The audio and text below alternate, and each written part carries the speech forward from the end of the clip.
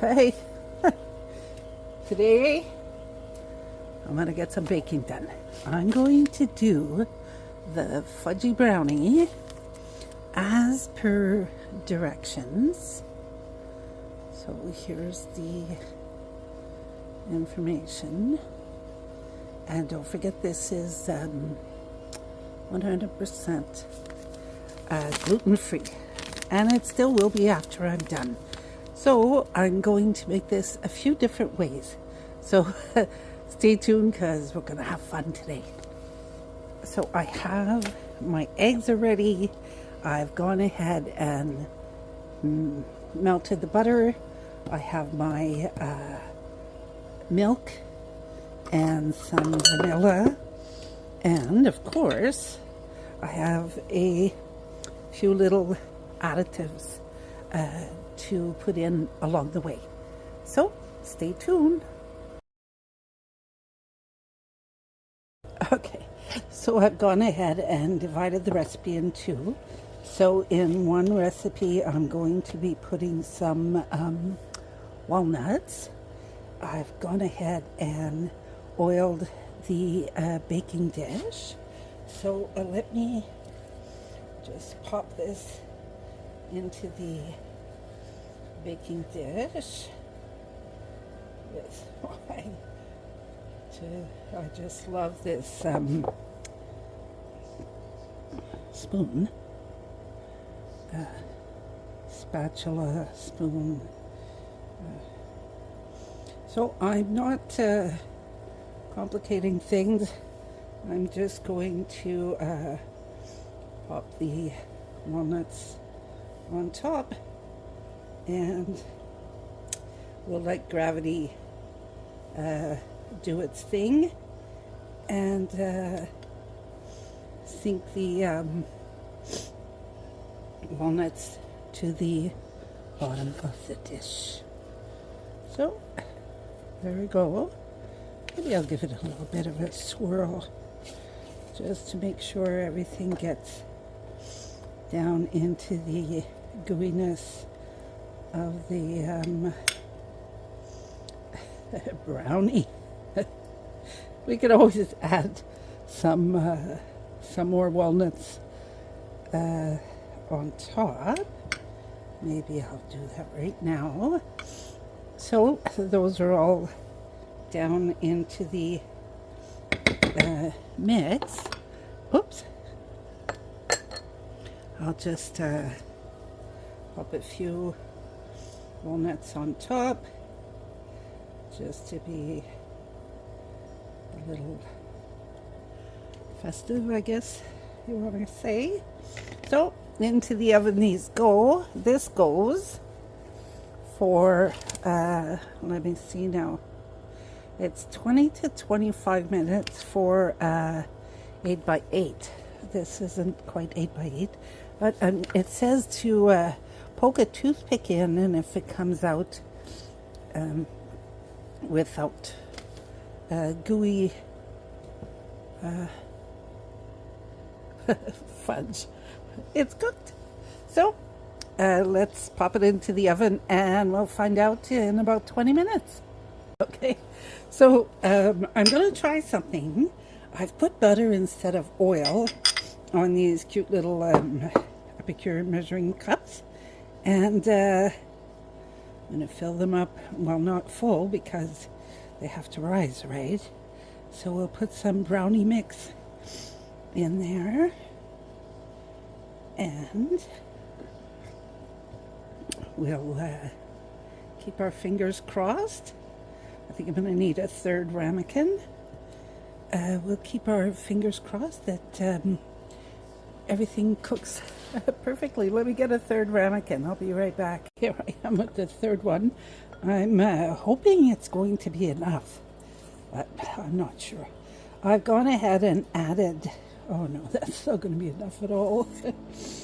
Okay, so I'm going to back up here because, well, I didn't plan ahead. So I've gone ahead and I've added some chocolate chip bits to this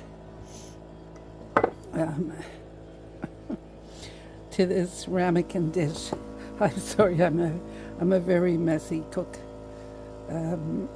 especially when it comes to chocolate.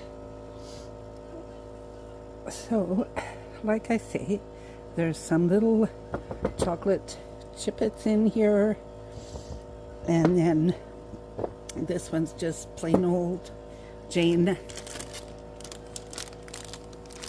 This is what I used. And I'm going to put these two in the oven and see what happens. I don't think they're going to be a disaster. I don't think there's such a thing as a disastrous fudge. Okay, in they go. See you in a bit. Okay. So, I don't have a toothpick, but I do have some skewers from last summer's barbecuing. So everything looks absolutely delicious. Let me take you in for a closer look. So this is the one that I put the walnuts in and on top of. As you can see, it has separated from the baking dish. So now we're just going to do something a little bit kinky here. But because we all know that chocolate melts in the palm of your hand, I'm sure it will also melt with the residual heat from the it's already started to melt, as you can see. So this will be fantastic, right? We'll just give this a little swirl and we'll have a little bit of chocolate icing or chocolate topping on our chocolate fudgy brownie, as if it wasn't chocolatey enough. Trust me, it really is. So let's see what happens now that it has started to melt. Let me get a spoon.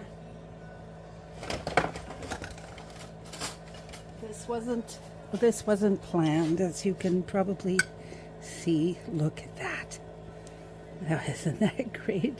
Now, it's not ganache because it doesn't have cream, but it certainly is chocolatey and gooey. I seem to be using that word a lot. Maybe it's a new Christmas baking word for me. But so that didn't take any time at all. We have a nice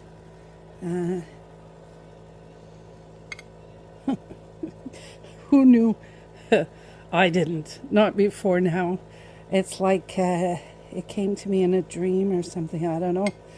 And I'm really not sure what I should do with this chocolate on my finger. I don't know.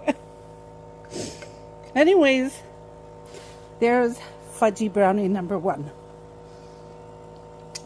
We'll see you for the other 2 in a second. While the brownies are cooking, I'm going to go ahead and make this. Oh, look! New oven mitts, new pot holder. Well, oven mitt. I don't know why, but at the dollar store, they only sell, or dollar, whatever those dollar stores are called now, they only sell oven mitts in singles. So, 1 oven mitt, 1 pot holder, and I'm all equipped. Anyways, back to focusing on what I'm doing next.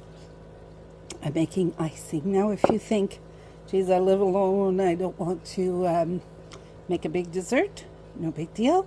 All I did was I put 1 heaping tablespoon of icing sugar and I want to make a rose flavored icing.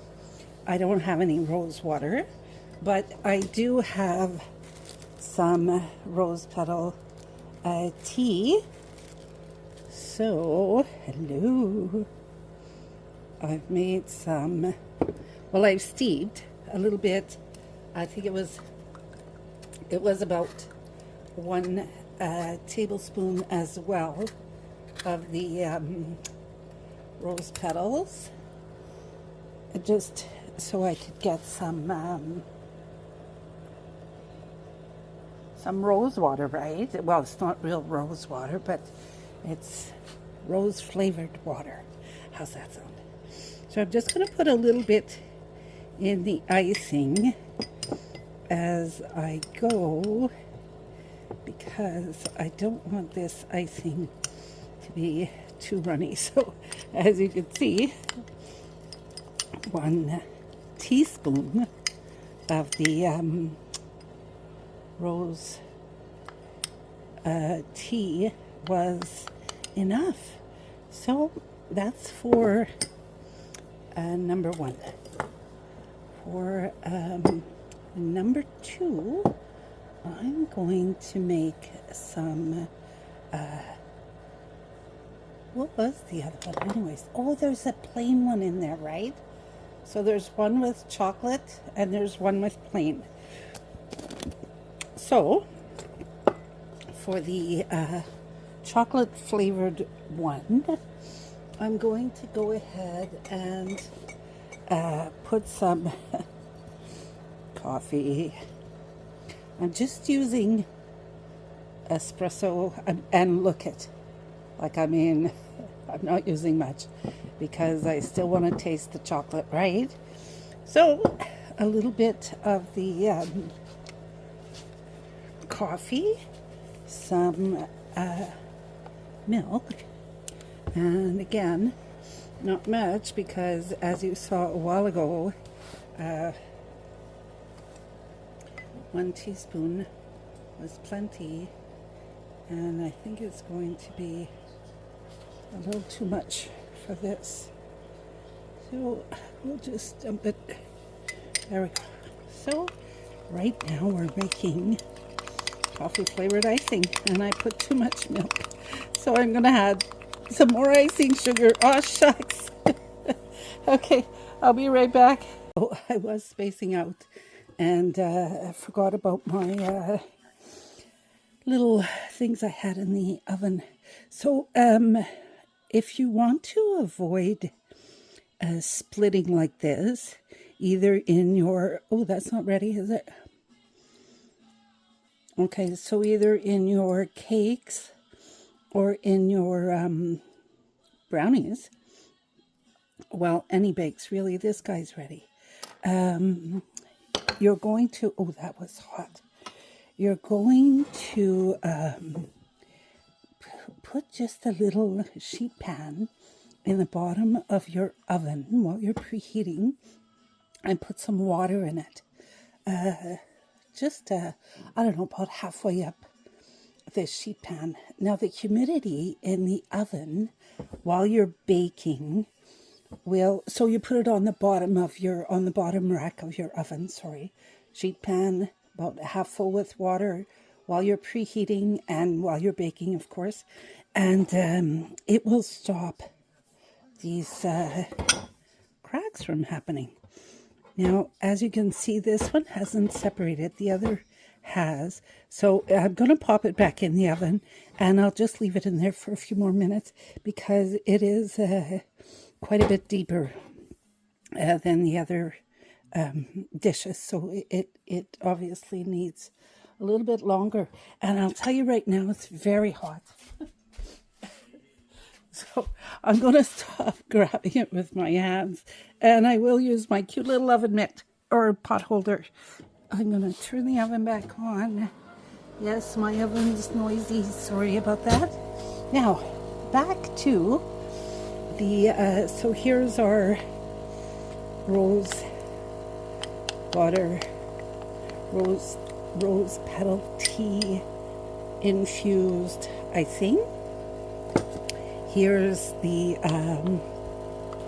coffee infused icing. Now I will tell you, I did add a bit more coffee, so if you're thinking, geez, it's a lot darker than it was a while ago, well, I had to add some icing sugar, and then I thought it tasted too much like icing sugar, not enough like coffee, so there we go. I added some coffee. So let me finish up the other ramekin, and we'll start decorating and plating these up. We'll see. Oh, and don't forget our first. Oh, look at this, and all it was is chocolate chips on top. Don't stress out if making ganache freaks you out. I'm going to tell you right now. Make it in the microwave, nice and easy. Take one of these little ramekins, put some 3% milk or 2%, at least 2% milk in it, and then add some chocolate chips. Put it in the microwave. Now you're not cooking it. Don't forget that even though your chips don't look melted, you're just going to stir them around, and the heat from the milk will make your ganache for you. We'll go through that in another cooking session. How's that sound? So let me plate up some stuff, and we'll see you in a bit.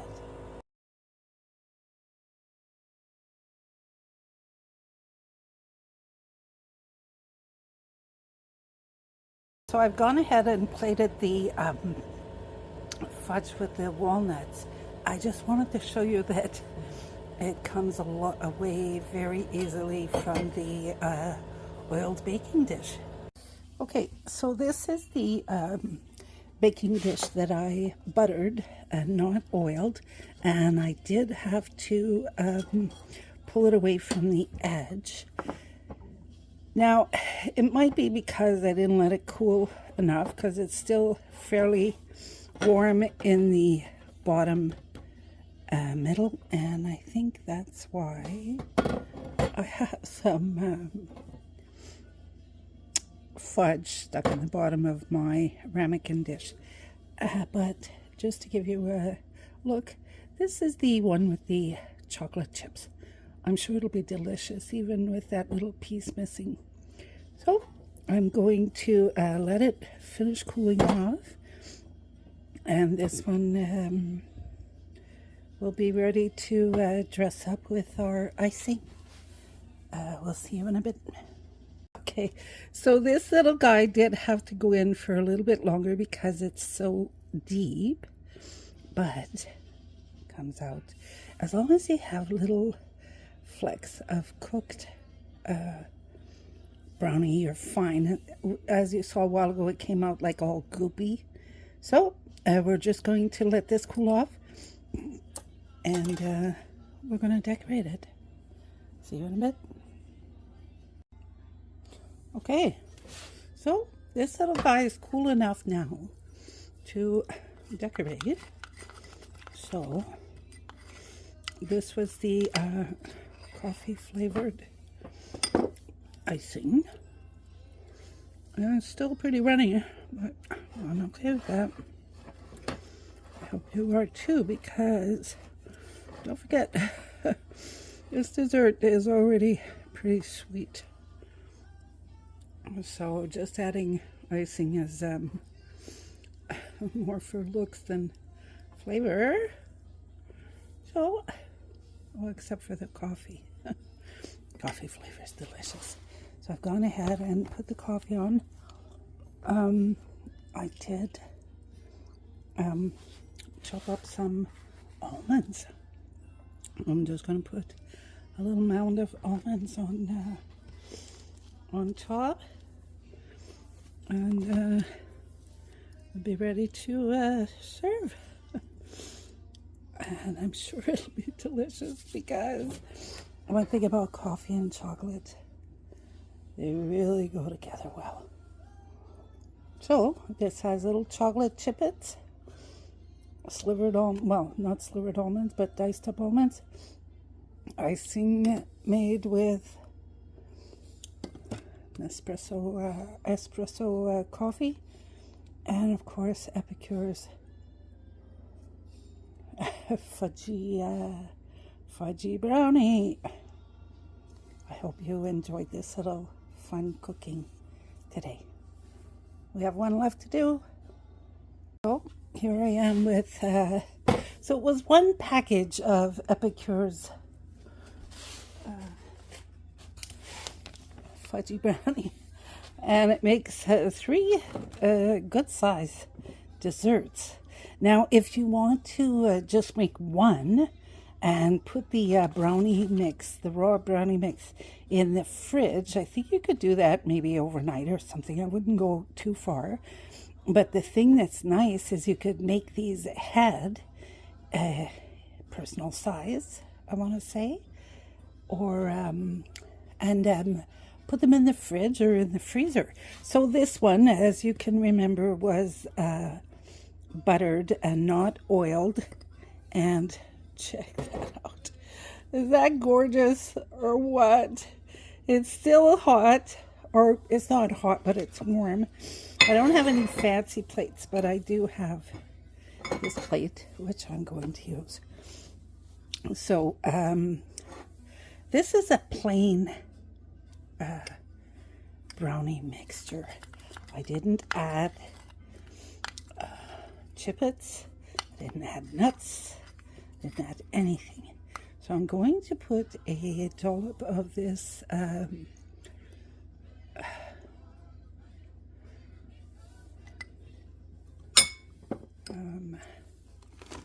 rose flavored tea icing.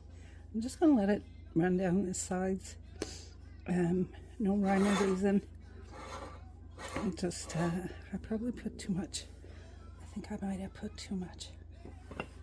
So, but, gee whiz. I think I'm over it.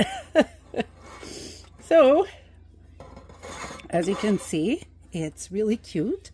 I'm just going to take a few little rose petals and sprinkle them on top, just so people know what it is. And there we have it. We have 3 gorgeous desserts made with 1 pouch. Don't stress out. It's just Christmas baking, or baking for that matter, because Christmas is still a little bit away. So anyways, let me go and show you our 3 desserts.